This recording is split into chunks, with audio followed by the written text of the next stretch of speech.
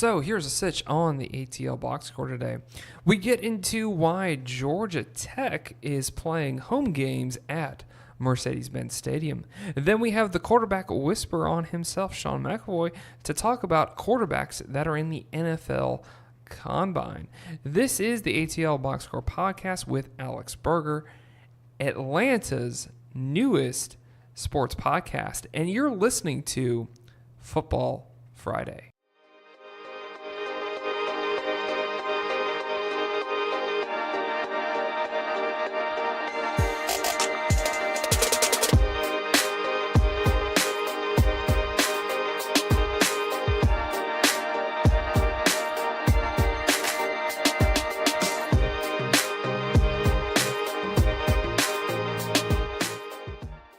It's back. It's finally back again. Football Friday here on the ATL Box Score podcast. And unlike other Fridays where I've been just trying to figure out what I'm going to talk about for the show, and sometimes you have to dig for stuff. But luckily, I didn't have to go far this Friday because there's a lot of stuff going on. There's a lot of stuff happening. And just want to welcome Steve Choi back to the program. And, you know what? Ready to go for this podcast. Got the coffee and the Chick-fil-A biscuits. So we're good to go. How are you doing, Steve? Good. Happy Friday, everyone. You know, I listened to today coming to the office. Some reason when I put in headphones and I don't listen to anything because I'm getting like you. Nice. Where I want to look like you're busy. Yeah, or I'm on the phone or something like that. Old podcasts, because I have them on my phone, old podcasts start playing because they're in the music files. And I'm just like, I heard one of them, and I was like, man, this is kind of terrible. I'm just going to be honest. This is kind of garbage. And I'm just like, wow, we were trying to do a professional podcast, or somewhat professional podcast, but I'm just like, I mean, this would be great if it was like two high school kids. Wow. Going at it. Wow. Well, the thing we did for like the calls back then was on my phone, and it was just terrible. And yeah, but you learn, you progress, you grow. Right, exactly. The way we do it now is awesome.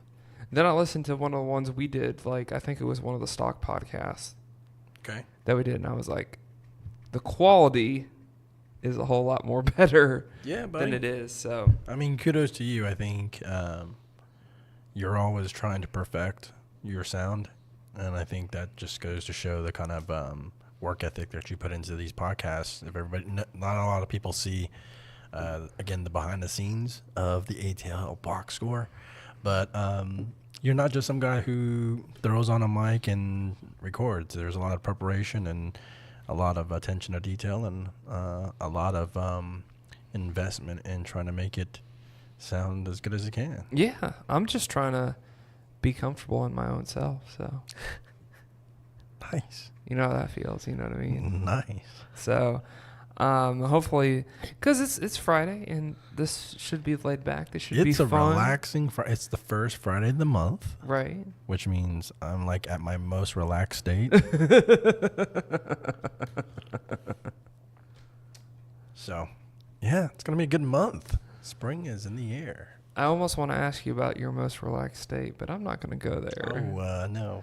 Yeah, because this is a show hopefully you can listen with your kid in the car. Wow, whoa. You know what I mean? I understand. And it's also a sports podcast, so. Right. You know. It is. It's literally a stick and ball podcast. Right. It's day 2 of the NFL Combine, buddy.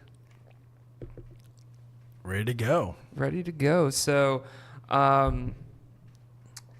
day 2 of the NFL Combine. So good luck to Elijah Holyfield, which today is running backs. I just want to kind of, because I have Sean McEvoy on the show today, and we talk more about the NFL Combine from a quarterback standpoint because that's been like the big controversy and everything like that. Oh my gosh! He is the quarterback whisperer.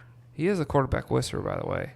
But before we get into the Combine and we actually get into this Football Friday, Bryce Harper. Oh man, big news. Going to the Philadelphia Phillies. The Philadelphia Filthies. It's like, oh my gosh, like he just made it harder for the Braves. He did. I mean, he was already in the National with the Nationals, so that would have been difficult regardless. But yeah, so now you got him with the Phillies. But his last couple of years, he was the Nationals. To be fair, sure, and now he will be the Phillies. Well, Phillies actually have they actually have some nice pieces around them. So yeah. Do you remember when I'll tell you what. You always got to be careful. And Philly has this, I don't want to call it a curse, but Phillies kind of do have a curse. Remember when they played Toronto. But when they put together their ultimate pitching rotation, which they had Roy Halladay, Oswald, they had like 5 aces that were like the best, and they were like a front cover of Sports Illustrated, like they're going to just take over. And they had a great season, but they didn't get any rings off of that. So no, they didn't. So you got to be careful. I mean, this is big news. I think it's awesome. I mean, it's great that he said he basically wants to retire with this team, so he'll be there when he's like 37, 38, whatever it is. So, and he has a no trade clause, so he's not going anywhere. The National League East just got a hell of a lot more interesting, in my opinion. For sure. Because now you have the Atlanta Braves, who don't have a lot of superstars, but they have a lot of players that can get it. The Atlanta Braves right now, I feel like, are like the Cleveland. I'm not Cleveland. Why did I say that? They're like the San Antonio Spurs. With when Duncan was there. To really? Me. They kind of remind me of that. How so? Just that you have a couple of, like Tim Duncan obviously wasn't going to be like the next, or he wasn't like LeBron James or like a Michael Jordan. Yeah, but Tim Duncan was still like superstar status though. I don't really think you just didn't think of him that way because he didn't carry himself that way. Right. But I think Tim Duncan was always reliable 20 plus and 10 boards. But outside of Tim Duncan, my point is that it's like you had a bunch of guys on that Spurs team that wasn't the most talented team that played together, and there wasn't a lot of standout players. Mm-hmm. I feel like the Atlanta Braves are like that right now. You mean kind of like the San Francisco Giants that won 3 rings, right? There wasn't really a superstar on there. No. I didn't know if you were trolling there or if you were serious. No. Here's what I think about the Braves, and let me ask you a question as a Braves fan. Are you disappointed that they didn't go out there and land a big name? I mean, they did get Josh Donaldson, who is a semi-big name, but are you like, what's your feelings of they didn't go out and get like a superstar free agent? It didn't surprise me.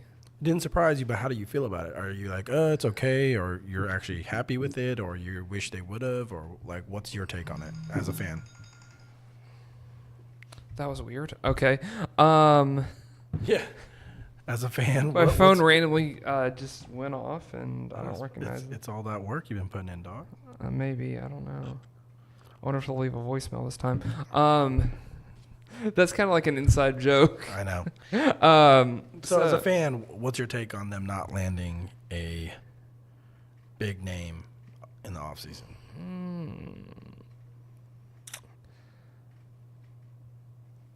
There's still the trade deadline. Okay. So I'd still like to see what they do. Here's my opinion. I know you didn't ask, but here's my opinion. I feel like, okay, you're right. So the NL East has now gotten more competitive. It was already competitive last year. I mean, towards the end of the season, the Phillies fell off, but for a good portion of the season, they were neck and neck with the Braves. So now Philly has gotten incrementally or exponentially better with Harper. Washington still has a good team. And I don't necessarily think that Harper leaving the Nationals is going to hurt them as much because I think they have some solid players, but they also lost a couple other players. But anyways, so the Braves, to me, last year I'm not going to call it a fluke.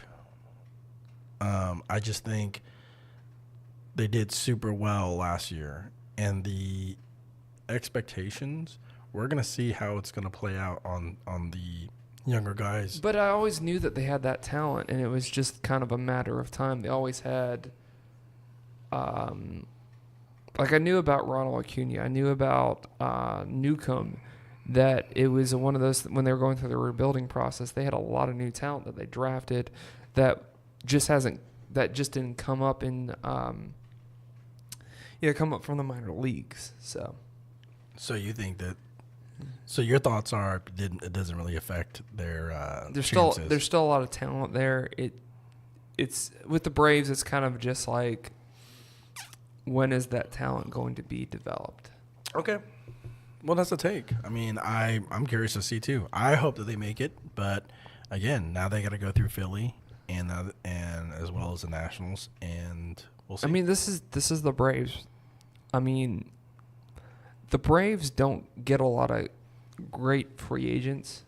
I mean, you had Glavine back in the 90s. That was probably the best free agent the Braves ever got. But the thing about the Braves is they draft people, they develop them through their minor league system, and then you expect once they get to the majors that they perform. Okay. That's the old Brave system, and that's the Brave system that they want to still have around. They're not into this free agent stuff for some reason. Gotcha. So now we're on to football. We spent a little bit too much time talking about that stuff, but like I said, before we went on that baseball tangent. This from now on, this podcast is from here on out. This show is going to be all about football. And how about them Dubs? So, the combine is happening. Yesterday was the first day. Today was the second day. And today's running backs, offensive linemen, and special teams. Saturday is going to be quarterbacks, receivers, tight ends. Obviously, you would put quarterbacks on Saturday just because that's just must-see TV.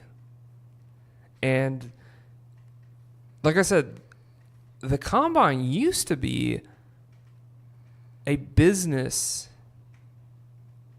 thing for the NFL. Now it's an entertainment piece.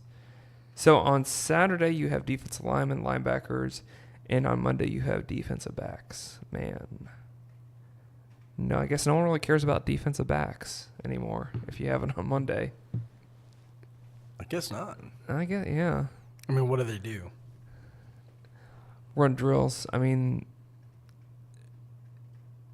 this is like the day when they have they'll have them run like the 40 time, and they'll have them do like different drills to time them, see how fast they are. Nice. So the NFL Combine does everything else, but it evaluates everything else except for play on the field. But it's like guys like me, I'm just like, oh, this looks cool. You get to see quarterbacks throwing. You get to see guys doing 40 times and everything like that. And then it's like you realize, oh, but they're not actually playing. Right. So fun times. A lot of discussion going on right now with the combine. Good luck to Isaiah Holyfield with that. My second item that we're going to get into is Georgia Tech is playing one home game. Just to make this clear, they're playing one home game a year in Mercedes-Benz Stadium for 5 years. Should be a fun game. In 2020, they're playing Notre Dame. Ooh. So pretty much what they're doing with this is they're playing the teams in conference that, for the most part, because a couple dates on here are haven't been decided, but it's like they're playing in the building in that particular year. Other than that, you have 2020 Notre Dame, you have 2022 Clemson, but they're scheduled to be on the Chick-fil-A kickoff game. So that isn't going to be like a special exception to them, because Georgia Tech's making this sound like that they're playing home games there. This won't be a home game, but you'll be playing there. Then you have in 2023 you have an open date for an opponent, but you still can play in the building. And 2014 you're playing Notre Dame again. 2014. 2014, yeah. Did I say 2020? You said 2014. Yeah, 20. So they're going to go back in time? 2024? 2024. Okay. Gotcha. Man, I'll be old by then. I think we all will, to be honest with you. So like you're just playing the teams that have the biggest fan bases in that stadium, so you can fill out that stadium. No problem. And it was funny reading an article about this when they were first talking about this in the AJC. At the end of the article, they said, well, the away fans at Bobby Dodd pretty much fill up that stadium, which is true for the most part. What do they call it again? When Georgia comes there? Yeah. Okay. To explain, if you've watched Georgia Tech, that and you with saying this, you have to know about the Georgia Tech fan base. It's not the most consistent fan base on the planet. I'm just going to say that nicely. Because they all have jobs and have shipped off to other parts of the world. Yes. But you can have a job because these games are played on Saturday. But if you're not in Georgia, it's kind of hard, right? Yes. So, when they play Georgia, there's more red in that stadium. If you don't believe me, Google it. And one of those pictures will come up of a stadium shot of Bobby Dodd Stadium. And you're going to see more Georgia. You're going to see more red than gold. And they have these bleachers that are on like the north, the side of the stadium that's pointing north.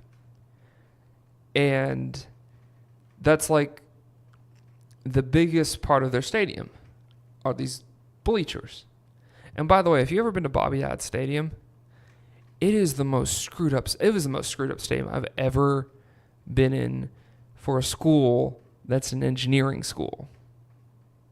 Think about that for a second. Nice. Think about that for a second. They have a stadium that is in a school of engineers, and the stadium is weirdly constructed. Okay. So, with that being said, that part of the stadium, that's the biggest part of the stadium where you can fit the most people into that section of the stadium, fills up with Georgia people. And Georgia people call it Sanford Stadium North. Which is funny, because isn't Sanford Stadium actually north of here? Northeast. Shouldn't it be Sanford Stadium south? Hence the reason why. But it's the north part of the stadium. I get it. It's a Georgia thing. It is a Georgia thing, I guess. It's a Georgia thing. Yeah. Because I delivered a good punchline, I felt like. It's funny. It's hilarious. But let me ask this. Let me ask this question then, if I may. Yes. So why do you think there are more Georgia fans than Georgia Tech fans? And let me ask. When I ask that question, here's my thought. Clearly, when you drive around Georgia, I've lived in Atlanta for about 10 years now. You get a plethora of Georgia fans, Georgia stickers, bumpers, bumper stickers and license plates, all that stuff, right? And I just wonder how many of those people actually went to the school. My bet is less than 10% of the people who are actually fans of Georgia actually went to the school for college, okay? And then, is it a situation that people just love the fact that they can wear Georgia on their, on their body, that just something that says Georgia, as opposed to Georgia Tech? And Georgia Tech fans are a lot fewer because mainly the people who are Georgia Tech fans are the ones that actually went to the school or had somebody in their family go to the school. Your thoughts? I don't think you have to be, you had to go to that school to be a fan, first of all. Because the school represents the state. You're talking about Georgia. I'm talking about Georgia. That's what I mean, though. Right. So Georgia represents more than just the school, whereas Georgia Tech only represents the school. So my theory is the reason why there's more Georgia fans than Georgia Tech fans is because the only fans that are actually Georgia Tech fans are people who actually went to the school or had somebody in their family go to the school. Yes or no? Like, do you know people who are like, I have nobody that went to Georgia Tech, and I've never been to Georgia. I never went to Georgia Tech for school, but I'm a Georgia Tech fan. Yeah, I've met people like that. Oh, actually. Really? Yeah. Really? That's surprising. Or that it's like, at least that was in high school where they had the desire to go there. Gotcha. Because it's like San Jose State, but in the Bay Area. Like, there are Stanford fans who never went to Stanford, but no one's a San Jose State fan unless they went to San Jose State. Well, the thing about it too is, like I said, it represents the state of Georgia, and there's at least one person in every small town that has a degree from the University of Georgia. So it's one of those things that it's painted on all four corners of the state. Makes sense. Georgia Tech, meanwhile, It's more exclusive. is more in Atlanta. And yeah, the thing too about it is also that you have more, that if you have a Georgia degree, you're most likely to stay in Georgia. If you have a Georgia Tech degree, you're most likely to leave the state. To flee the country? Right.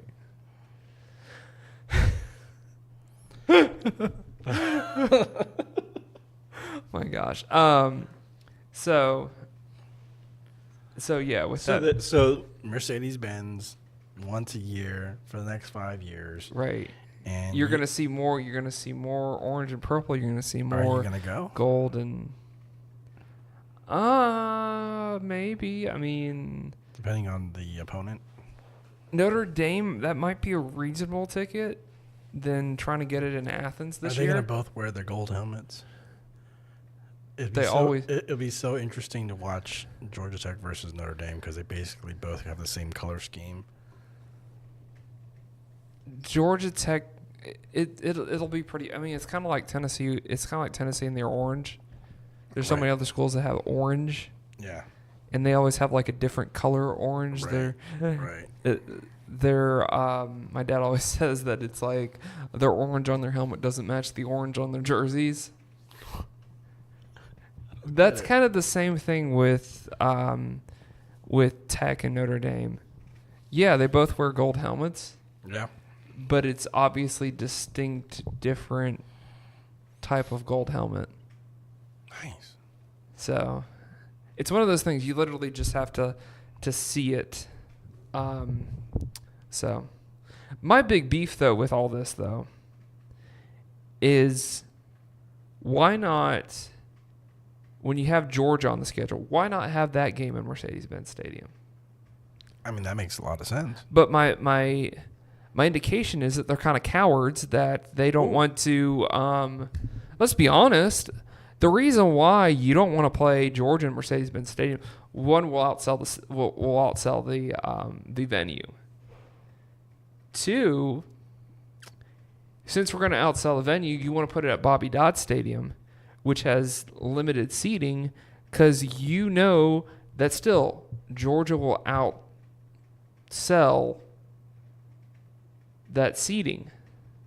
Because literally, I want to say back in 2005, when they had ticket deals, you could buy a ticket package if you were a Georgia Tech fan, where you'd have the Georgia game, North Carolina, and other random home games in there, or like all the major home games, like you would have North Carolina, Virginia Tech, Clemson, and everything like that. Well, a bunch of Georgia fans bought those packages and just dumped the other tickets so they could get the Georgia Tech ticket. I mean, so they can get the ticket into the Georgia game. But you do bring up a good point that I think that it also may have played into a factor.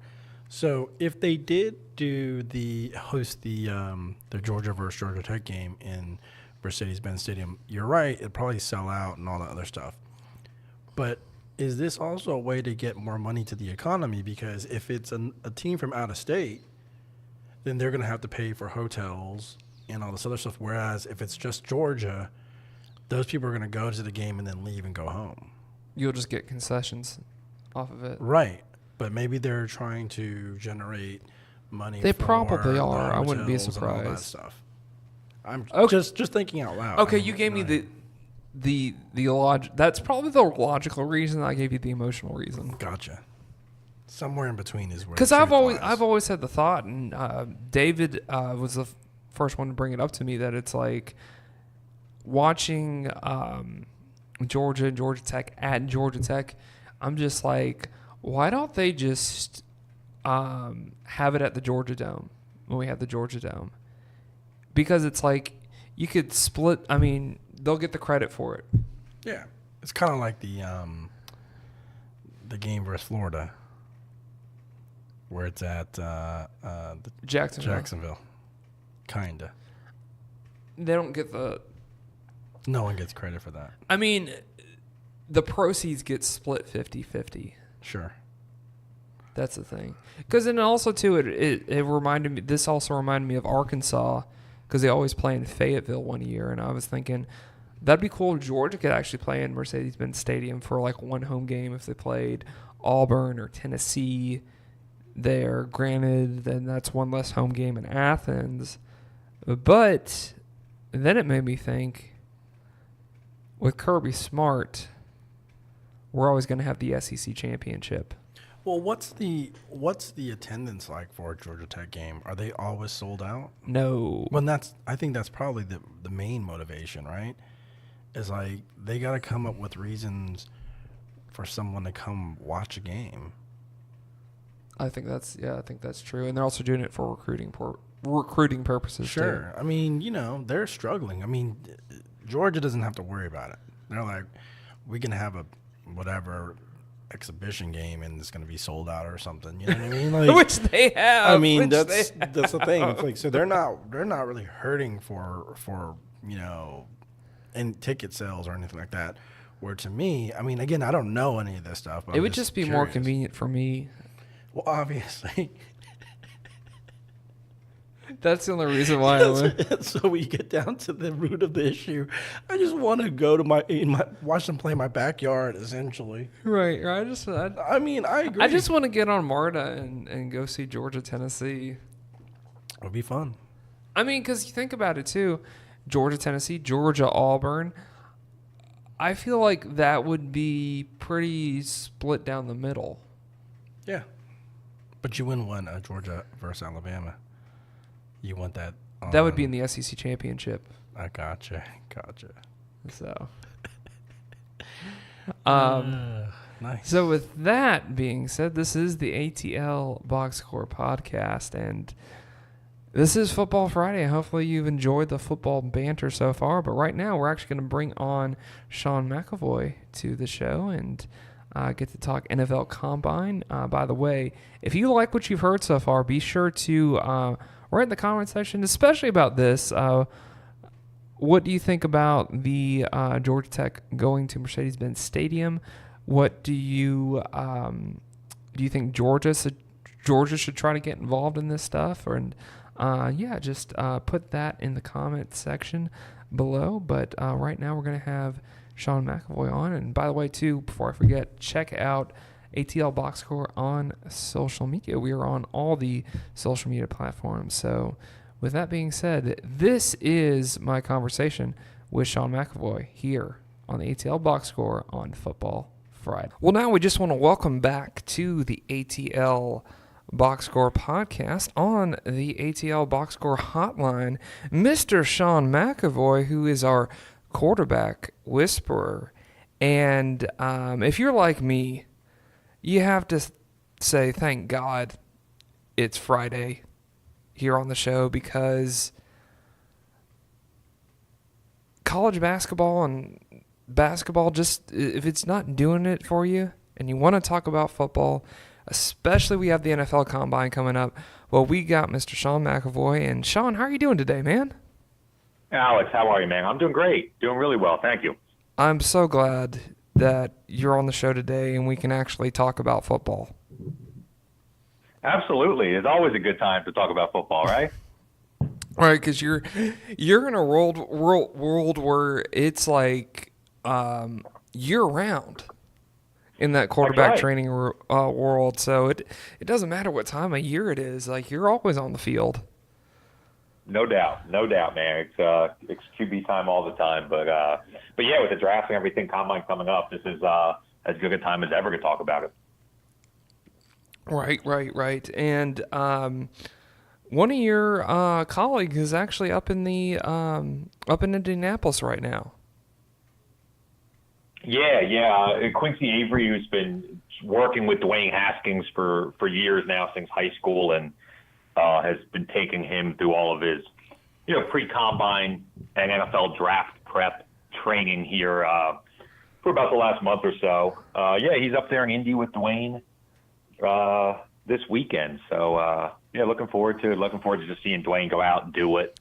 What he does, and I expect him to throw super well, and I think he's really going to wow some guys on the board. In the meetings and the interviews, and it's just really super smart quarterback, good person in general, and just an incredible talent. So really looking forward to seeing Dwayne do his thing. Mm-hmm. Yeah, I want to ask you a little bit about that a little bit later, but I'm just curious, is Dwayne from the Southeast? From Baltimore area. Okay. I'm trying to think if he was in Maryland or if maybe D.C. I think Baltimore is where he's from.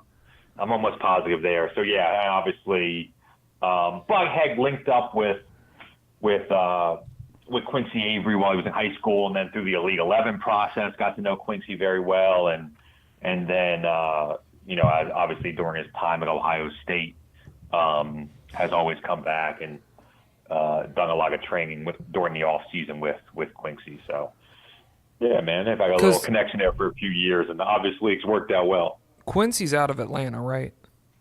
Yes, that's correct. Yeah, from Minnesota originally, that's where he calls home, but he's been down here in Atlanta for at least the last 8 or 10 years. Gotcha. Cool. Well, with that, since it is the combine, I'm kind of curious. If you were in Quincy Avery's shoes this weekend, and you had a couple of guys like you were like George Whitfield, because he's the most known out of this kind of quarterback coaching, private training quarterbacks. He's the most known because of his exposure with ESPN. But I just want to know from you, Sean, if you were in one of those guys' shoes this weekend, what kind of how would you prepare your guys for it, and especially if they were throwing? Yeah, I mean, I think obviously over the last month you tried to be very realistic about what you could improve in a short amount of time, and what would make the biggest impact for him when he does throw at the combine or on his pro day or going forward, right? But no doubt, mechanically, if there was anything within the quarterback's throwing motion that was causing inconsistency, you really want to make sure that was tightened up, right? Because obviously he's going to be in front of every major coach, every major scout for every team in the country this weekend. And if they're going to throw at the combine, then, they're going to have a lot of eyes on them. They want to be as kind of tight mechanically as they can be. And then obviously have that, all the work they've done show with great results, with throwing accurately, having great power, making all the different kinds of throws, good mobility in the pocket, things of that nature. So you're really just trying to put it all together to make sure that you show the best version of yourself in that moment. But really, I think where you focus on outside of the throwing is all the mental aspect of the game. And what you start to hear now from players who've been through the process and from GMs and coaches is that, where they make their decisions is more on how the quarterback handles the interviews. And from a quarterback perspective, how he breaks down film. And, I asked him to get on the whiteboard and draw all his favorite plays and talk to me through what his progression was and how he reads defenses. And you're trying to kind of test, how like smart QB-wise the quarterback is. And I think a lot of the time in the pre-draft process, that's what these quarterbacks are spending a lot of time on, with going through video, working on the whiteboard, being ready to kind of ace that test when it comes to the one-on-one interview with the coach. So you would just prepare for the mental aspect than more of the physical aspect? Well, I mean, not even so much one more than the other. I mean, remember what's been going on here. These guys have gone wherever they've gone. So in Dwayne Haskins' case, he's been in L.A. at the Mamba Sports Academy that Kobe Bryant owns there in Thousand Oaks, California. And he's been with Quincy, 5-6 days a week. And they get up at, 6 o'clock in the morning and they do 2 hours on the whiteboard to kind of start their day. So they're going through and they're watching video and they're working on the mental aspect. And then, they'll have their first on-field session. So then you're working on the physical and the mechanical stuff, and he's throwing and, and then he's going through making sure he's eating properly and the nutrition side, and he's getting his work in the weight room. And, you're basically, this is a full-time job for you now that you're just dedicating this full month to preparing to be, and these guys roll into the combine probably in the best shape they've ever been in, as probably even more so than they were to start the football season last year. They're in theory, if you're doing it correctly and you got the right coach working with you, then you should be playing at the highest level you've ever been at. And that's kind of the point, because now this is the time the college coach you're going to see up close and personal. Now, on the subject of throwing at the combine, because a lot of guys who are going to be automatic first-round picks, I'm not sure about Kyler Murray. If there is a quarterback on this list, I feel like of a guy that doesn't have to throw, I think would probably be Will Greer, because you've seen enough tape with him. Because my opinion is that if you don't have to throw during this process, I don't feel like you should, because I feel like the pro days at the schools are probably going to be where you could, where you could be able to show your skills, because you're throwing to guys that you've been throwing to for 2 or 3 years now. I just want to, that's my opinion on it. I just want to get your take on how you feel about that. I think that's exactly right. I think it's a really good take. And that's the biggest inconsistency is you don't know the receivers, right? You're throwing and the receivers are being evaluated as well. And it's just a line of receivers running routes. And so you don't really know the timing. And so sometimes that could make you look bad, right? If one guy's a lot faster, a lot slower than you're used to, maybe he doesn't get out of his break at the same point, and it could look like your throw is off target when really maybe the receiver ran a bad route. So some guys don't prefer to throw, and then like you said, they'd rather wait till their pro day, because that's a completely scripted environment where you know every single throw you're going to make and the order you're going to make it. You've repped it 100 times. You're doing it with the receivers you played in college, and all together you probably spent the whole week leading up to your pro day going through this script every day, right? So it really, it's just like being able, if you could take a test 10 times before you actually take the test, you should do really well. But that being said, like, this is an opportunity for you to stand out above the other guys. I think if you're a consistent thrower and you throw well, then you should throw at the combine, right? It's an opportunity for you to show one more time how well you throw. There's no need to kind of duck any piece of the process. If you have an injury, or if you feel like you haven't been throwing well the last week, and maybe there's something mechanically that's still a little bit off, then yeah, it's probably in your best interest to take the weekend off and wait for your pro day. But I always appreciate the guys that do everything, right? Running a 40 probably isn't going to make a difference for you if you're a quarterback, right? No one really cares, but everyone's seen Tom Brady's 40. Yeah. So that really doesn't matter. Just not ran it. I think the best case, and this is why so many of these coaches are, just as much like advisors in the process as well. I think you have to have a really good self-awareness of what the perception of you is as a quarterback.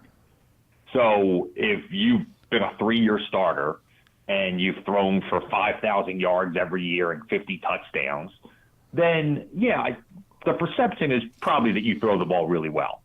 So you probably don't have to go out at the combine or even on your pro day and show that, because people have the perception that you do that well. They're convinced of that. You're good. But if there's, like a guy like Drew Lock, who I'm super high on, and I know we're going to talk about some of the quarterbacks here as we go, but he's super talented, but there's some questions about his accuracy in key moments in big games. So he's a guy that, he maybe needs to prove how accurate he can be.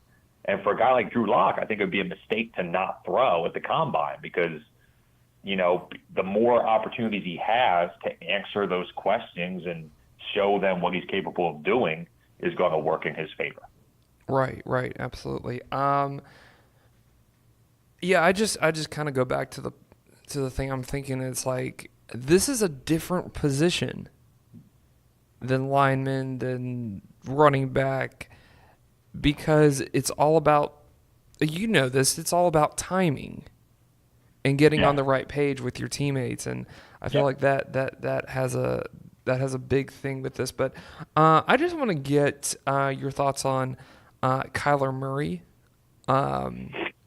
because it's looking like he's going to be the number 1 pick, or he'll definitely be the I'm not sure about the number 1 pick, but it's like he'll definitely be taken off the quarterback board first.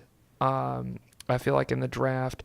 And so I just want to get your thoughts on him, because he's not your traditional NFL type quarterback that you've traditionally seen, but at the same time, you've seen guys like Lamar Jackson this past year have success, and not even have success, but take away a take away a quarterback that has had the franchise tag on him, and now the Ravens had to get rid of him. So there is there's room for diversity, and I just want to see what your thoughts on him having an NFL career. Yeah, I mean, I don't think he'll be the first quarterback drafted. That's interesting. I think there's a very good chance. I think there's just two schools of thought, right? Like some teams and some GMs that are looking for a quarterback are very high on Kyler Murray, and then there's some other ones that have been very vocal this week saying that they wouldn't want Kyler Murray, right? And it's just depending on who picks first and whatever. I think he's super talented, and I think he's definitely outside the box of the norm for what we think a first-round type quarterback is supposed to look like, or size-wise, or what his skill set's supposed to be. And that's not a bad thing, right? And, I think Lamar Jackson was a good point, to bring him up. And, we've seen guys that, weren't the prototypical maybe, but that doesn't mean they don't end up being, the guy who has the most successful career. But he'd certainly be an outlier, right? The reason that these perceptions are out there that a quarterback under 6 foot can't do this, or in the same way there's a perception that quarterbacks over 6'6" can't do this, right? But there's a reason that that's the perception, because the majority of the times that's the way it plays out. So the question is, can Kyler Murray be the outlier? Is he the guy who's different? And then how much are you willing to bet on that? Because that's really what you end up doing here is you're gonna make a gamble. You're gonna make a decide to pick, Kyler Murray over Drew Lock or over Dwayne Haskins or whoever, and that doesn't work out. That's the type of thing that sets your franchise back a few years. And you've seen it happen through the years. All these teams that have kind of gambled and missed, and you saw what, the result of that was. So I think Kyler Murray is very talented. I think he has a chance to be successful, but I do think he's more of a gamble than a guy like Dwayne Haskins, who is a little bit more prototypical, kind of fits the mold. I'm really high on Drew Lock. I just think he's a really, really, he reminds me of Baker Mayfield a little bit. Just he's really, really sound mechanically, throws the ball really well, and once again is more of like the type of quarterback that you see be successful in the NFL. So those are two guys to me where I feel like you're not taking as big of a risk with, as big of a gamble with, if you go that direction. Uh-huh. But you saw Baltimore.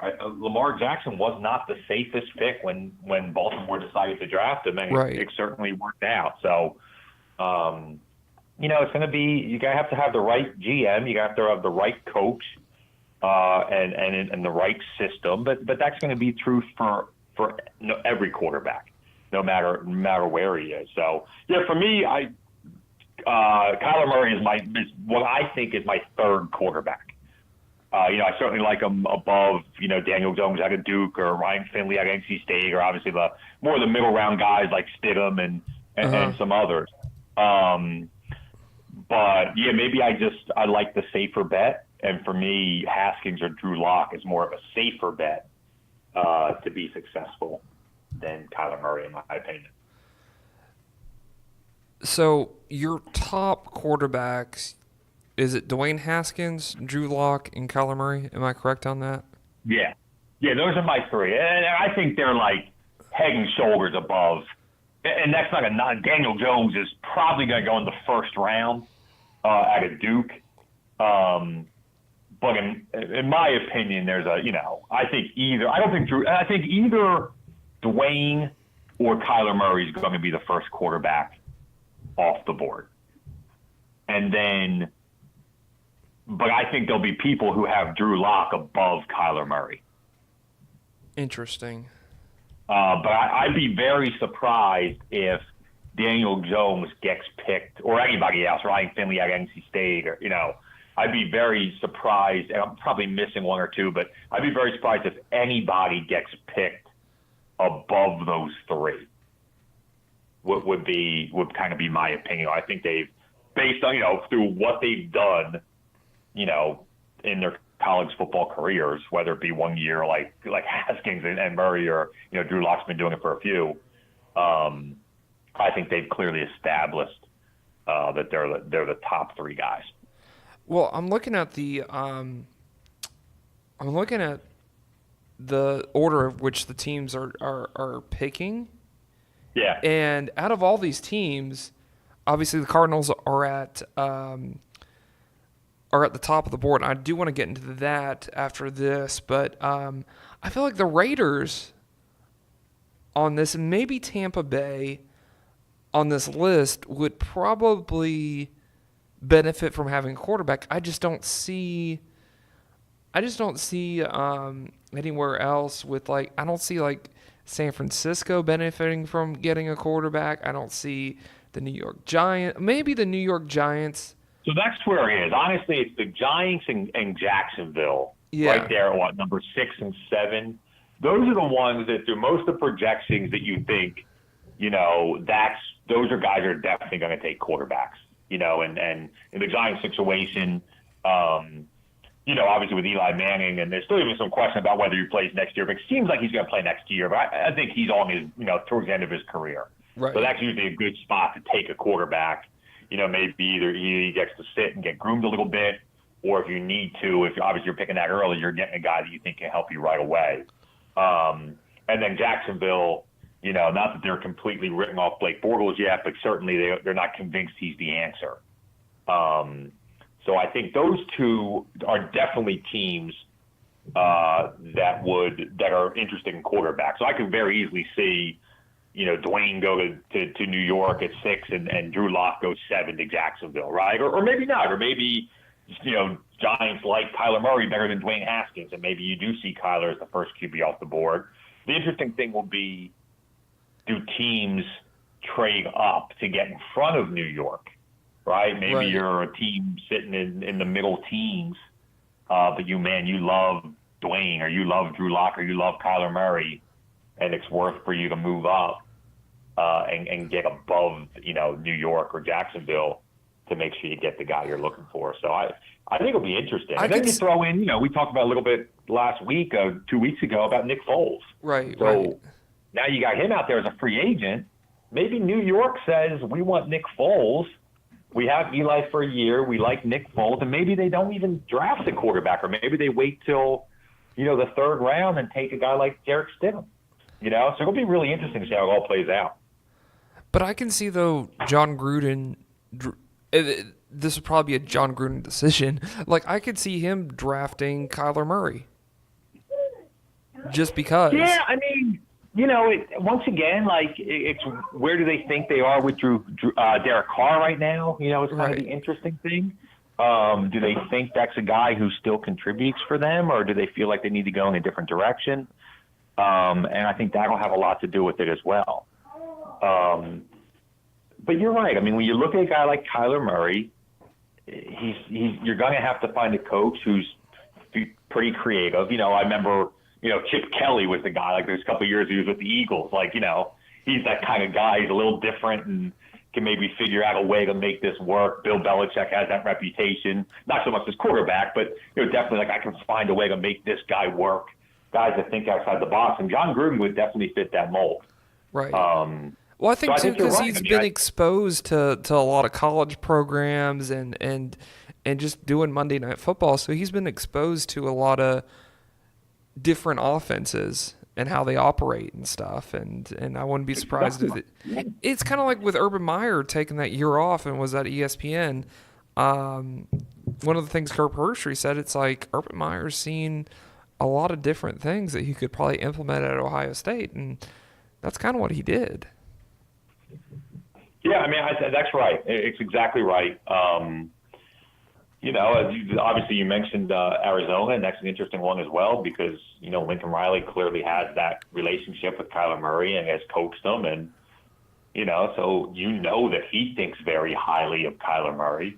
Right. Now, obviously, they just got Josh Rosen, and so you're trying to figure out what they want to do long term, and are they a guy that maybe trades somebody or maybe they move back in a draft, and it's just I'd be very surprised if and it certainly never really happens, but if like the first 8 picks just go in order with no trades, that would be surprising to me. I think you're going to see a lot of movement, and you definitely have some quarterbacks worth going to get, in my opinion, in this draft. Right. Yeah, with Arizona, because you briefly mentioned this, and I've been wanting to talk about this. Cliff Kingsbury, the head coach for the Cardinals. That's what I meant. Sorry, thank you. No. I can't Lincoln Riley. No, unless I missed something, I don't think Lincoln Riley is the head coach of Arizona, but I'm just going to keep rolling with it. Right. I think everything else I said kind of makes sense. He's the one with the relationship with Kyler Murray. But go ahead.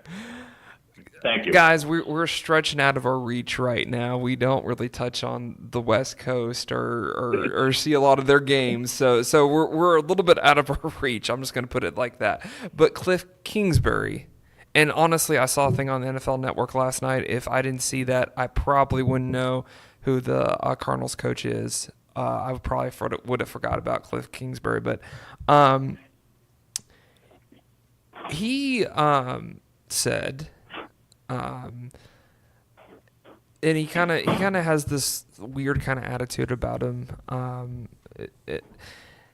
He could be a GQ cover person. I'll just put it that way. With the way he carries himself, but he said that it's like if he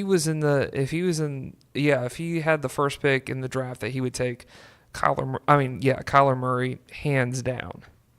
But at the same time, you got someone like Josh Rosen. I remember you talked about Josh Rosen on the on one of the podcasts that you were on with us, and I'm kind of thinking, I'm just like, Josh Rosen could be a guy that could give you at least 5 or 6 years that could be good. It's just putting the pieces around him.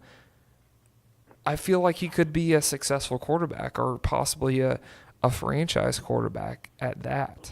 I don't disagree. I mean, I think, and obviously that's what they thought last year when they drafted him that highly, right? And I wasn't big on Josh Rosen coming out last year. Like when we did this talk this time last year, he wasn't one of the guys that I was very high on, but other people were, and And you're right. Like nobody's right or wrong yet. It's too early to really tell. But that's just the way the league is, right? Like you don't have the time sometimes to give the guy 3 years and see if he figures it out or not. So I think a lot obviously will be telling based on what Arizona decides to do. So if Kingsbury, in a little bit of time that he went back and was now able to watch Josh Rosen play last year, and he starts to make an evaluation. If he feels like he hasn't seen enough yet in the first year, then that might be it. They might have to just move on now, especially if they feel like there's a guy they love, and then it's, God, we give Josh Rosen one more year, and now we miss out on a guy that maybe would have changed the program around. It's tough, man. It's a big decision, and unfortunately, Kingsbury also knows that the life of an NFL coach may not last that long either. So, if he doesn't make the right decision, or if he has the wrong QB, he might only get a year or two, as the head coach, and they might move on from him. So it's, I think it's also one of these things, too, that it's like we like new things. We're a society that is all about new stuff. That's 100% right. Yeah. And unfortunately, this is where, because you got a guy with experience. Yeah, if you say you let him go, you get Dwayne Haskins, you get Kyler Murray, one of those guys. It's kind of like you might be letting a good quarterback go. Like with the Falcons letting Brett Favre go. I mean, I'm not saying Josh Rosen right now is going to be the next Brett Favre, but sure. I'm just saying it's like it's these risky moves, and unfortunately, in this era of pro sports, there's just no loyalty. Yeah. Yeah, I mean, but, like you said, we can all list the ones that were quote-unquote mistakes, right? And we can all list the ones that they held on to the guy, and that didn't work out either, right? So, it just is what it is. I mean, you have to have a lot of confidence in that role, and you really got to, trust the people around you and the people that you rely on to help you make these big decisions. And then you just got to have, courage in your conviction and kind of live with it. So now there's a lot going on. That's why these things get so hyped. That's why, this morning when they're weighing and measuring how tall guys are, it's a big deal. Right. Because all this stuff matters, because it's such an important decision that's going to be made when the draft rolls around in April. And, there's a lot riding on it. My thought process with the draft, and maybe this is old school, I don't really care, but I'm always thinking, if I'm one of these GMs, and maybe this is easier said than done, I feel like the only time you really, really need a quarterback is if you're totally blowing up your franchise. Maybe I could see that it's like the Giants draft a quarterback because they want a guy in a system, and they want to have like an Aaron Rodgers type of situation where he sat behind Brett Favre and then he was good to go 3 or 4 years when Brett Favre left. Yeah, I feel like that could be an ideal situation, but at the same time, I'm kind of just like, if you have one of these first round picks, like, why not get an offensive lineman? Or get something on the line where you can build off of. Yeah, I mean, listen, I think there are teams that are going to take that strategy as well, right? I mean, I think it's one of the main things that always gets talked about. Okay, if you pick that early, is it like, do you pick need or do you pick best player available, right? Like, your point, man, like, you might need a quarterback, but you're the first pick and you can get like a freak, defensive end, who's going to be J.J. Watt for the next 20 years. Like, you just take him and you find your quarterback later, right? Even if maybe defensive end isn't a need right now. And that's always going to be the things coaches have to weigh. But I mean, let's be real. Quarterback is the position you build around. Right, I mean, you look absolutely. at the teams that have had success, it's the teams that have had a really solid quarterback. And the old adage is it's the most important position in the on the field, and so that seems to be a guy that if you have a need there, probably more even than a solid offensive line all pro for 10 years. It's hard to think that taking a quarterback who can be solid for you, be the quote unquote franchise quarterback, that never seems like it's a reach. But I also feel like the best scenario for a quarterback to walk into is have an offensive line that's gelled and that's good, that's been in place for 3 years or so, like that. Because I feel like that was the situation Brady walked into. I mean, I think that's right. But once again, like, New England was in a completely different situation. True. They had Drew Bledsoe. So, like, they didn't need a quarterback. Right. You know what I mean? And listen, and then we've seen that play out too. I mean, you're not wrong. How many times has the quarterback who got drafted in the 3rd round end up being a lot better set up for success than the guy who's the first pick in the draft? Right, because they've had all these people that I mean, it's not that hard when you have great receivers and you have a great line that can block for you. Yeah. Listen, you're going to a better team. I mean, right, exactly. The guy who gets picked 32nd in the 1st round is going to the team who just won the Super Bowl. Right.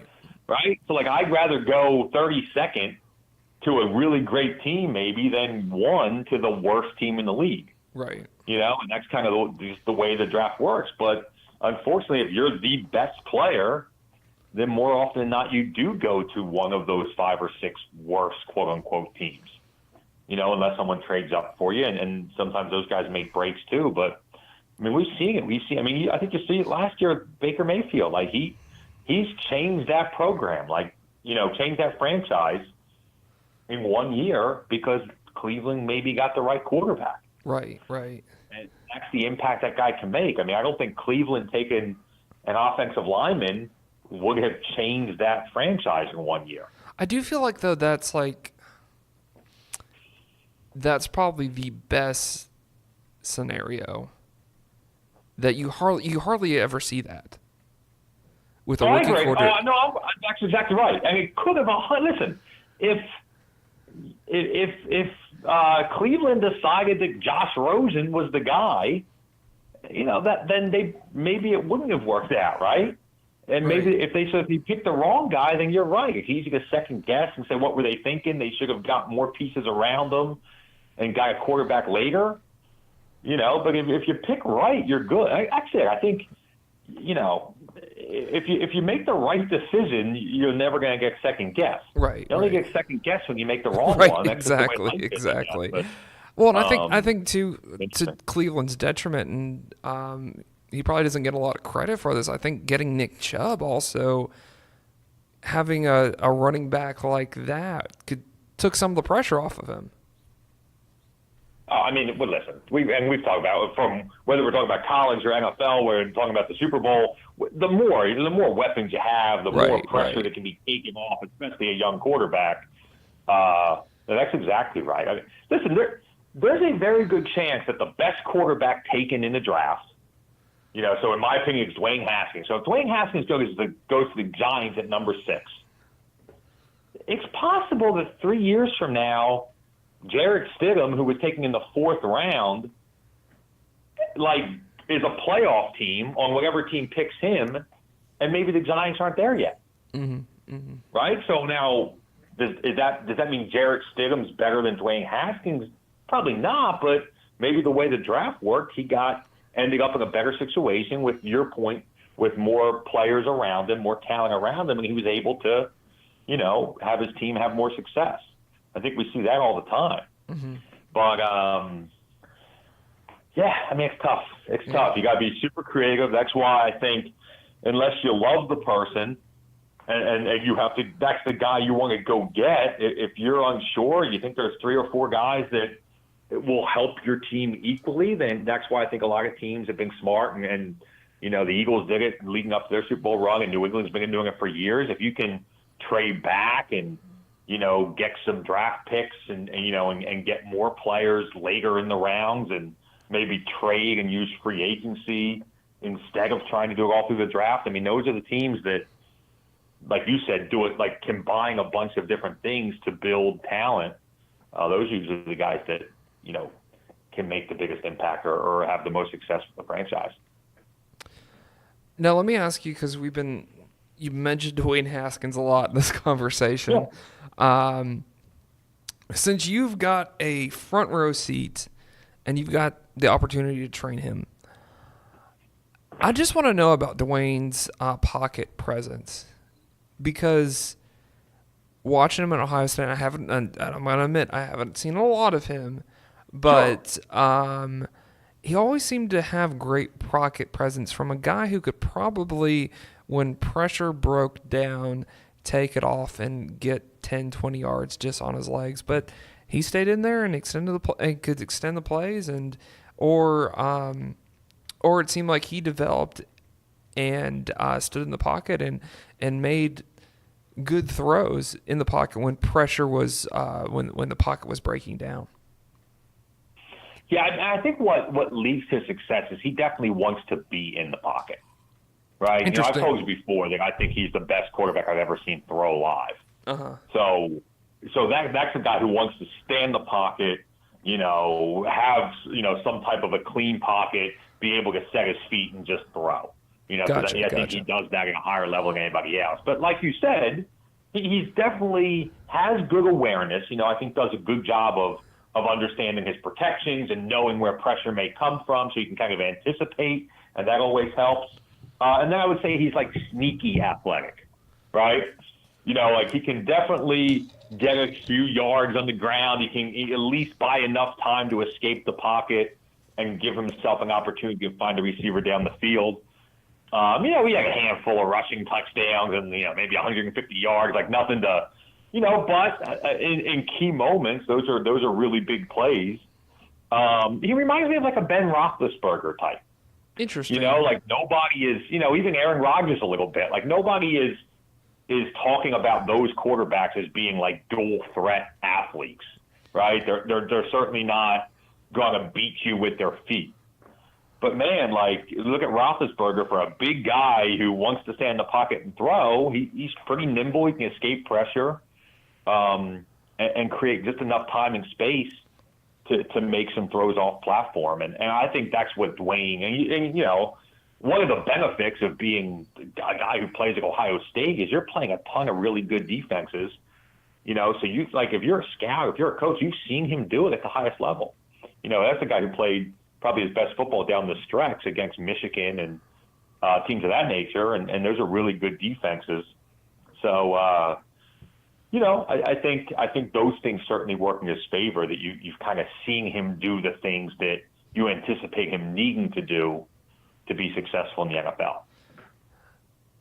Now, I haven't touched on this, but I want to touch on it now. Drew Lock.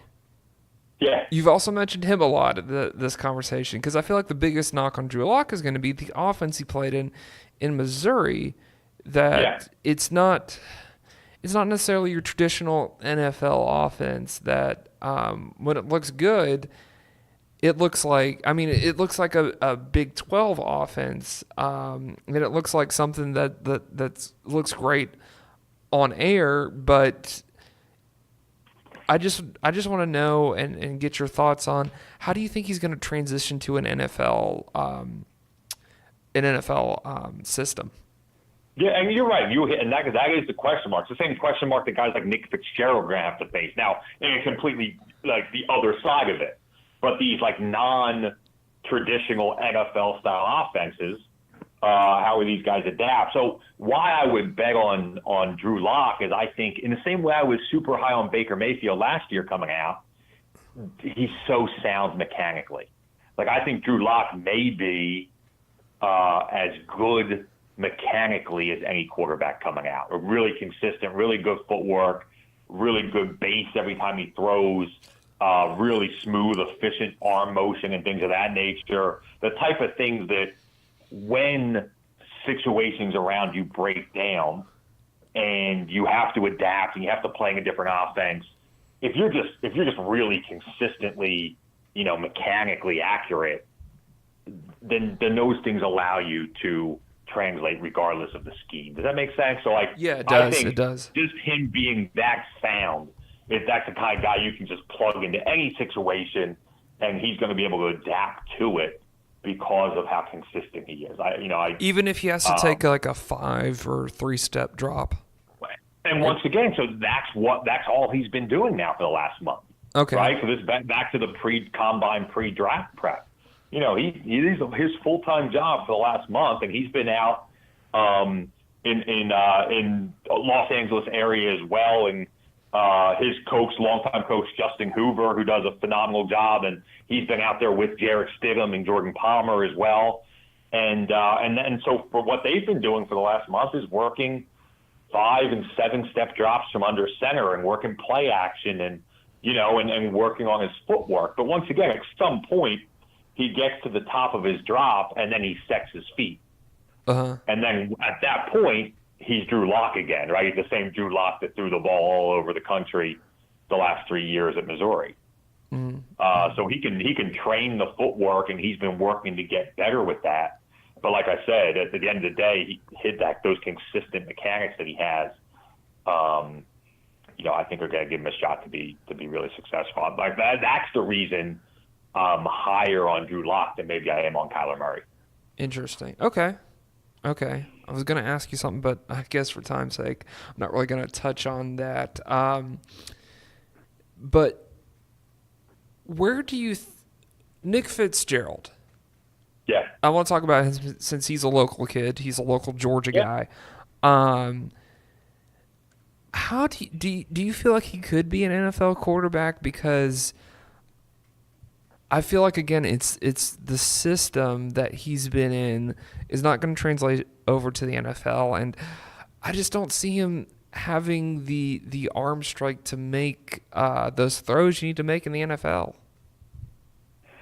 Yeah, he's definitely a question mark, right? I mean, he struggled in college, and especially even this year, just throwing the football. Now that being said, like they basically went single wing, and he just ran the ball, and beat Auburn this year, and they had a lot of success.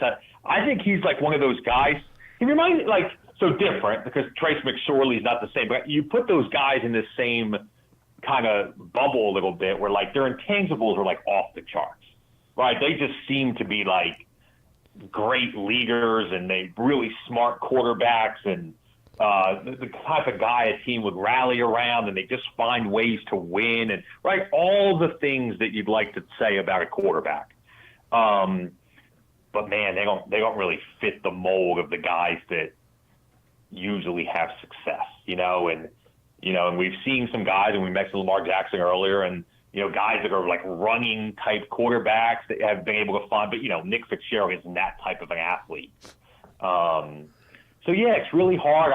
I think that's a guy that probably gets drafted in the last couple rounds, and teams try to be creative and trying to figure out what they can do with him, and kind of how they can utilize him, or maybe they want to see him up close, and he's certainly talented enough. He's a good teammate, things of that nature. The type of guy that you want on your team, and maybe as a backup type early on, and you can see how he works through the process, and maybe he becomes the guy who can be successful. But if he doesn't hurt you because you took him late in the draft anyway. Yeah, you always want to try to find a comparison, right? Like, okay, so Nick Fitzgerald is like this guy, and how did that turn out? Right. But man, the way he played in college, it's almost hard to find a guy, kind of that big. It's like 6'5" and like 240 pounds probably. Like, find a guy like that you can compare him to. Well, I think will be interesting. There's always the AAF. So. Oh yeah, I mean that's not gonna happen. Like, he'll be on the NFL roster. Like, he's there's a reason he's thought highly of. Gotcha. So if the team doesn't take him in the 6th or 7th round, then he'll be one of those like immediate after the draft free agent invite signings to come to camp and things of that nature. Yeah, he's certainly talented enough to end up there, in my opinion.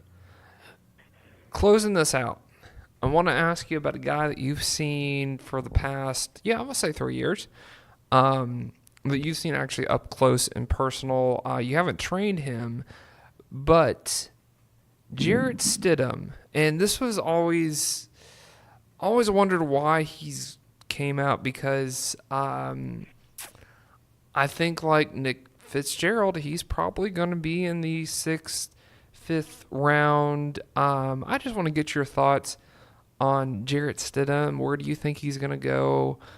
Do you think this was a good decision, him coming out early?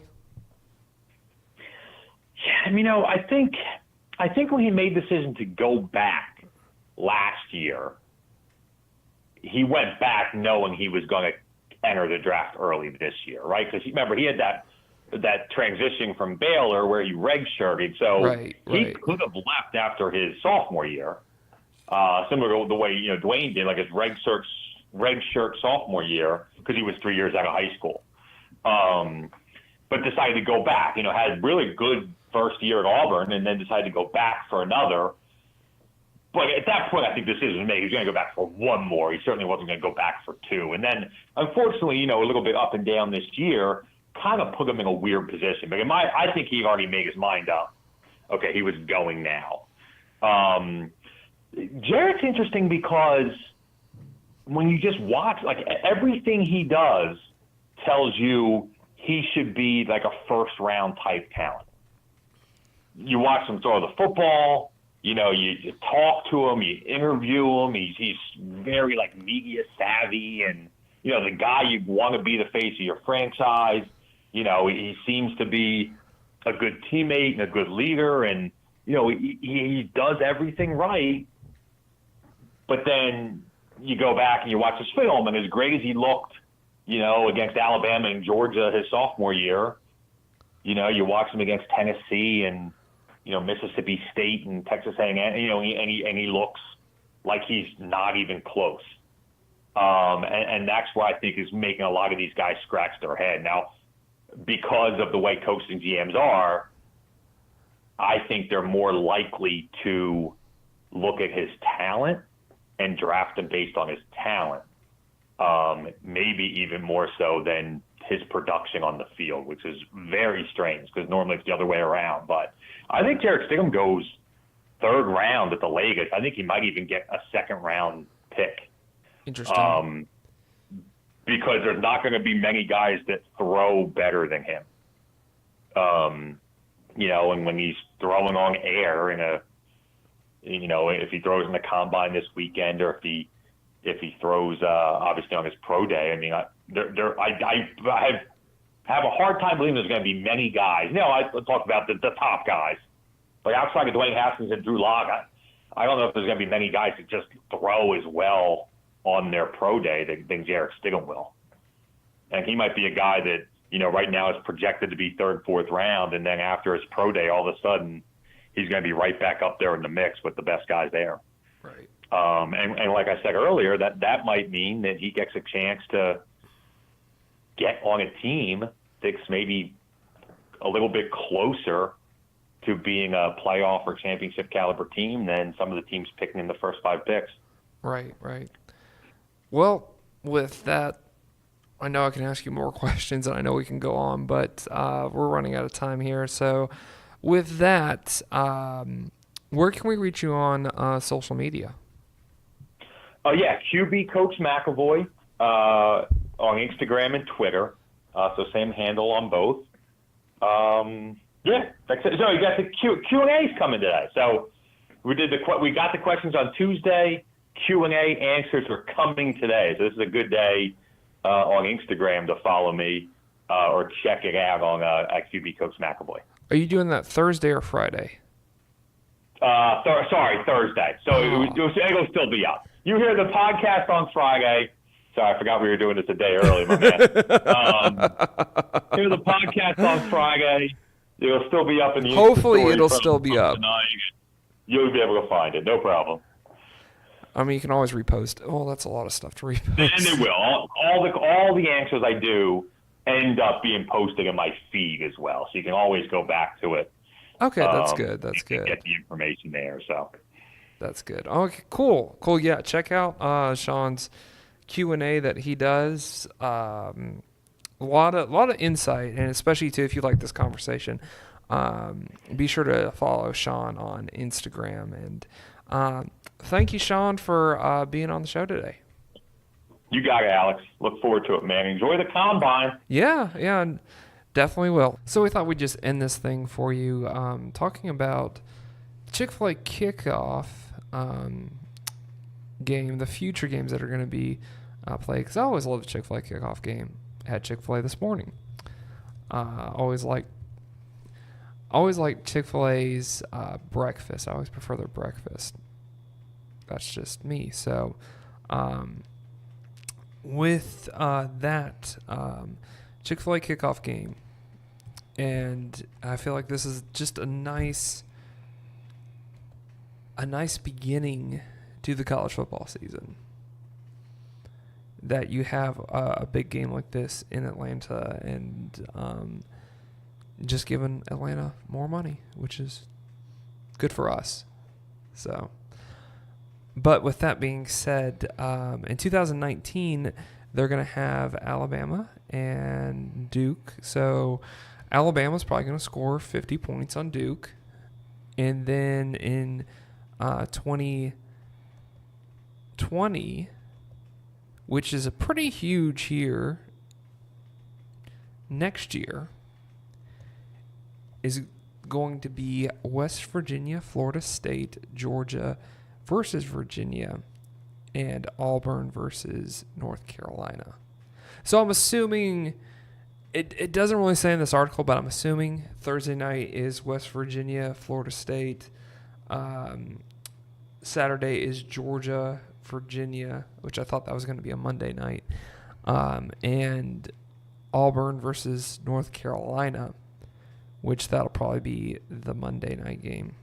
And then in 2020, which they still have a Saturday and a Monday, it looks like, because you have Alabama versus Miami, and Louisville versus Ole Miss. Both of those are going to be interesting, especially the Louisville game and the Ole Miss game, because both those teams were going to be pretty much even. Alabama probably wins by 20-something points against Miami. I'm just assuming, unless Nick Saban's not there, then that Miami Alabama game is going to be close.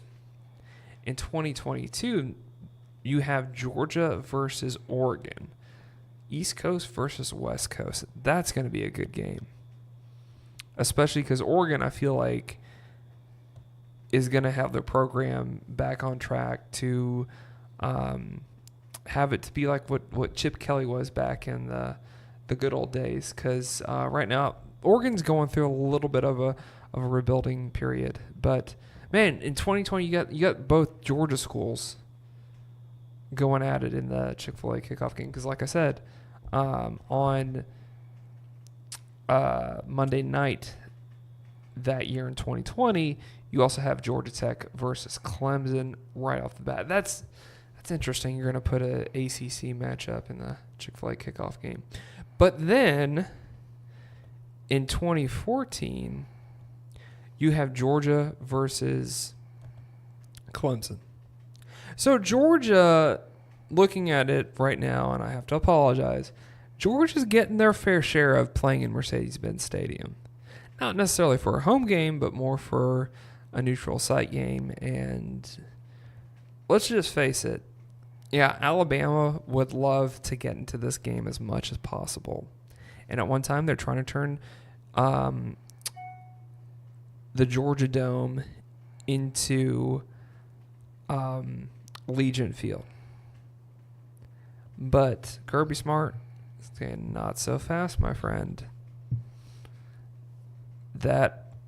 This Mercedes-Benz Stadium is in our state, and we're going to take advantage of playing in it as much as we can for these big games. So, again, kudos to Kirby Smart, Greg McGarity for securing some back-to-back Chick-fil-A kickoff games, or at least like leaving a year in between to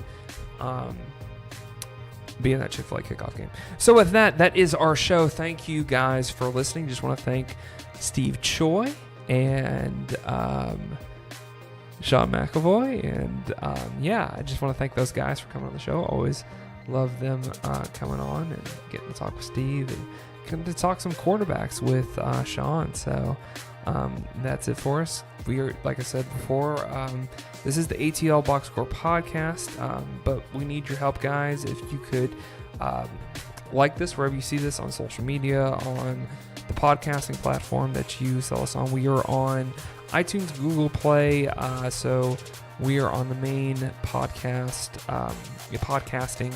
platform, so we definitely would appreciate that support, and give us a like, give us a good rating if you think that we deserve it, because we're trying to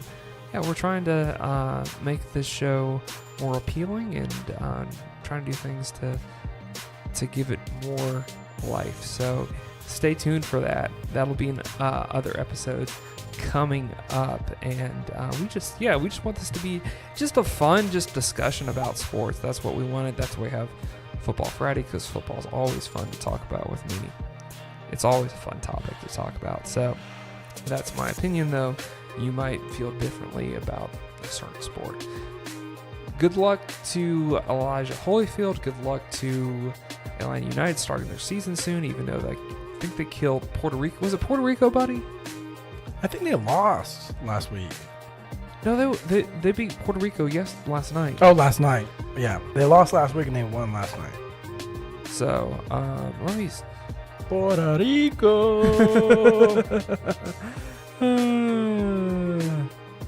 Yeah, I think... Yeah, so congrats to Atlanta United for pulling that off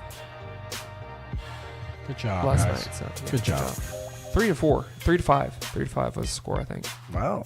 So, and they have a new Atlanta United champ, but anyways, this was Football Friday. This is the ATL box score and episode